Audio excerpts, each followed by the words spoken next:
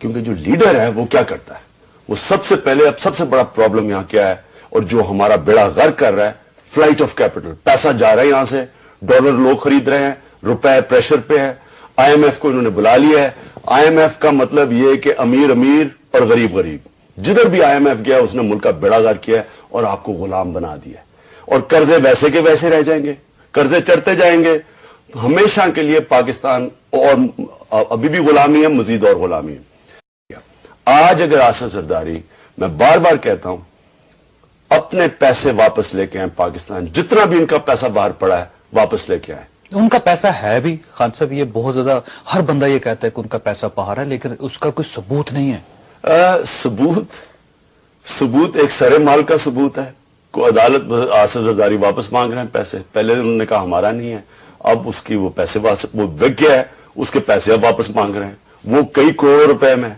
उसके बाद आपके सामने स्विट्जरलैंड के अंदर है, कन्विक्ट हो गए थे आसिफ जरदारी, वो उसके बाद सारे बाहर के अखबारों ने कहा है $60 मिलियन डीफ्रीज हुआ है, $60 मिलियन। अगर नहीं है तो उनको सू करें, क्योंकि बाहर के अखबारों की मजाल नहीं है कि एक गलत खबर छाप, वहां तो कानून ऐसे हैं कि आप सीधे उनको अदालत में ले जा सकते हैं। $60 मिलियन हर अखबार ने रिपोर्ट किए हैं। जनरल मुशर्रफ की नैब ने एक एक प्रॉपर्टीज प्रिंट की हैं, बैंक अकाउंट्स दिए हैं, किधर किधर पैसे पड़े हैं। मैं कहने का मतलब अगर है या नहीं है, पहले तो ये तासुर जो है कि आसिफ जरदारी के पैसे और इनकी अक्सर यहां पॉलिटिशियंस के पैसे बाहर पड़े हैं। आसिफ जरदारी को सबसे पहले कहना चाहिए कि मैं अपने पैसे वापस लेके आऊंगा, जितने भी पैसे पाकिस्तानी बैंकों में, फिर मैं अपनी कैबिनेट के पैसे वापस लेके आऊंगा, फिर वो सारे जो पॉलिटिशियन है, क्योंकि पॉलिटिशियन लीडर होता है, आप अवाम से कुर्बानियां मांग रहे हैं, अपने पैसे लेके आए और फिर कौम को कहें कि आप जितने पैसे ला सकते हैं। और फिर जो सबसे बड़ा असासा है ओवरसीज पाकिस्तानी, जिनका अंदाजा है 200 से 300 अरब डॉलर बाहर पड़ा हुआ है, 60 लाख ओवरसीज पाकिस्तानी है, यह अंदाजा है city bank of various banks का। उन्हें फिर कहें अपना पैसा ले आए, आपको आईएमएफ की जरूरत पड़ेगी। अच्छा, ये चौधरी शुजात साहब के और परवेज इलाही साहब के जो पैसे वो बाहर ही रहे, उन पे आपको कोई एतराज नहीं है, कोई आपको तकलीफ नहीं है? मैं तहरीक इंसाफ अपने मंशूर में डालने लगी है कि जो भी हमारे इलेक्शन पे, जो पार्लियामेंट्री इलेक्शन लड़ेगा, पहले हर पैसा हर जायदाद पाकिस्तान। जी खान साहब, मैं सर देखिए, इस पर सिर्फ एक बात करूंगा कि अगर शौकत अजीज ने इतना बड़ा काम किया था तो भाग क्यों किया मुल्क से? आगे आप इनकी पार्टी बुलवाए, मैं कह रहा हूं वो पार्टी बुलवाए ना, वो अपने आप को यहां के डिफेंड करे कि जी मैंने ये किया था, वो भाग क्यों गया? चलो वो छोड़े। हाँ सर, मसला नहीं है, वो अलग बात है। मैं कह रहा हूं कि ये जो आए हुए वो क्या कहा साहब, मैं और बात कर रहा हूं। मैं ये कह रहा हूं कि देखें, असूली तौर पर आप एक मुल्क के लिए पॉलिसीज बना रहे हैं, मुल्क में आ रहे हैं, सारा आपका इंटरेस्ट बाहर पड़ा हुआ है। देखिए ना, मैंने 18 साल बाहर कमाई की, मैं ये बार बार बताता हूं, मेरा एक एसेट बाहर नहीं है।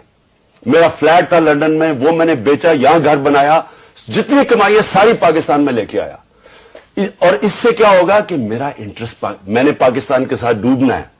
ये जब आप करते हैं तो आप अपने मुल्क का सोचते हैं। जब आपको ये पता हो कि रुपया गिर रहा है और आपको फायदा हो रहा है, जो पैसे आपके डॉलर में पड़े हैं बेचारे। देखिए मैं आपको एक पॉइंट ऑफ प्रिंसिपल कह रहा हूं, ये समझ जाए मेरी बात।